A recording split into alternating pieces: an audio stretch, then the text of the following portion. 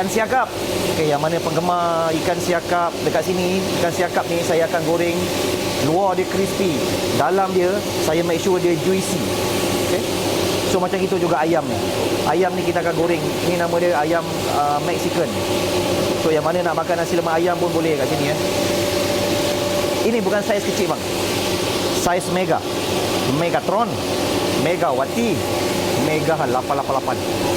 Yang mana rindu ke alam Mega tu, rindu boleh kembali jangan Okey, ini nasi lemak ayam Mexican. Beras basmati sambal mak-mak. Padu. Lobster, nasi lemak lobster 88. Oh. Meriah. Nasi lemak udang galah 29 sen. Murah Ini saiz mega juga bang Mega Mall Kuantan. Ini paling besar besar tapak tangan ni. Ini 49 sen. Yang mana kaki pancing tu tak payahlah bang.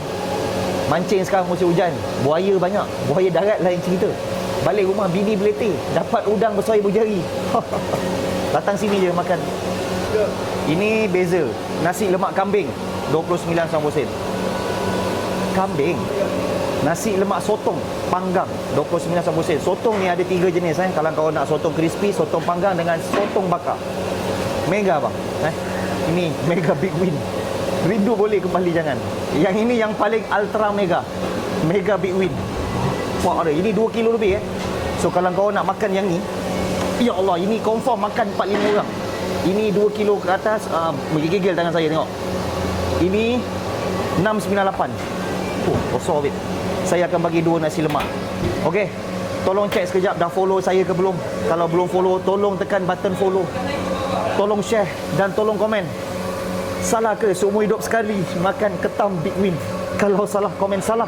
Kalau tak salah, komen tak salah. Mak beratnya. Jumpa lagi Abang Lobster.